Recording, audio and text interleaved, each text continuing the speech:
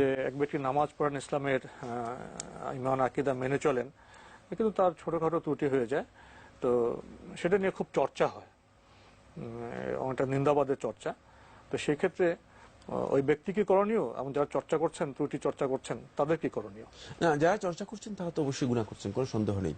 ওয়ালা ইয়াগতাব বা'দুকুম বা'দা আইয়ুহিব্বু আহাদুকুম আন ইয়াকুলা লাহমা আখিহি মাইতান ফাকারিহতুমুহু। কোন অবস্থাতেই জায়েজ নেই যে মানে একদল আরেক দলের এভাবে গীবত করবে, পরনিন্দা করবে, পরচর্চা করবে, এগুলো একেবারে ইসলামী শরীয়তের মধ্যে নিষিদ্ধ। মানুষের জীবন ত্রুটি তো হবেই, ত্রুটি তো হবেই, মানুষের ত্রুটি হবে, মানুষ এর অর্থ হচ্ছে ত্রুটি হবে। দ্বিতীয় নম্বর কথা হচ্ছে যেটা, সেটা হলো যে সমাজ তাহলে তো একেবারে ভেঙে যাবে, ভঙ্গুর হয়ে যাবে। মানে আমি একজনের সমালোচনা করলাম, সে আরেকজনের সমালোচনা করলো, মানে আরেকজনের সমালোচনা করলো, এভাবে পুরো সমাজের মানুষের সমালোচনা করতে করতে এক পর্যায়ে সমাজ ভঙ্গুর হয়ে যাবে। ত্রুটি মোচনের ব্যাপারে ইসলামের তো পদ্ধতি রয়েছে। এই জন্য রাসূলুল্লাহ সাল্লাল্লাহু আলাইহি ওয়াসাল্লাম এখানে একটা গুরুত্বপূর্ণ দিক নির্দেশনা দিয়েছেন। এটা আসলু মিন উসুলিদ্দিন, দ্বীনের মূলনীতিগুলোর মধ্যে অন্যতম একটি মূলনীতি। সেটা হচ্ছে মান সাতারা মুসলিমান সাতারাল্লাহু লাহু ইয়াউমাল কিয়ামা, অথবা সাতারাহুল্লাহু ইয়াউমাল কিয়ামা।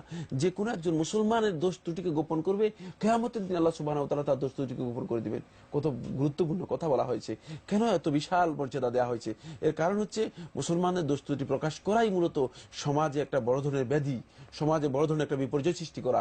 এই জন্য কোনো অবস্থায় সমাজে যাতে এই ধরনের বিপর্যয় তৈরি না হয়, এই জন্য রাসূল হুদা সাল্লাল্লাহু আলাইহি ওয়াসাল্লাম আমাদেরকে স্পষ্ট করে এই বিষয় জানিয়ে দিয়েছেন, যাতে করে কোনো অবস্থায় আমরা দোষ ত্রুটিগুলো বর্ণনা না করি। এক্ষেত্রে মানে যারা দোষ ত্রুটি বর্ণনা করেন তাদের ক্ষেত্রে বললাম যে এই কাজগুলো করবেন না, বরং নিজের দোষ ত্রুটিটা সংশোধন হওয়া প্রয়োজন।